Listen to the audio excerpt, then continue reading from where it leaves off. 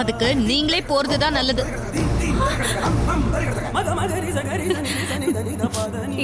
ஈஸ்வரி, ரம்யா போலாம். சரவணா, ஆமா, உங்க மனசு வருத்தப்படுற மாதிரி கோவத்துல ஏதாவது வார்த்தையை விட்டுருந்தா என்ன மன்னிச்சிடுங்க. வரேன் மாமா, வரேன்.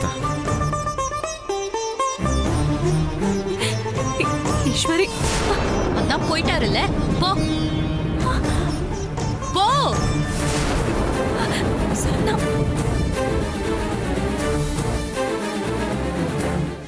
சரவணா, சரவணா, சரவணா.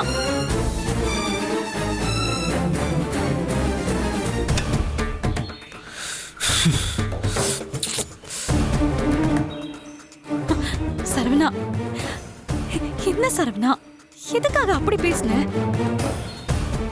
ஏற்கனவே ஈஸ்வரி உன் மேல கோவத்துல தான் இருக்கா.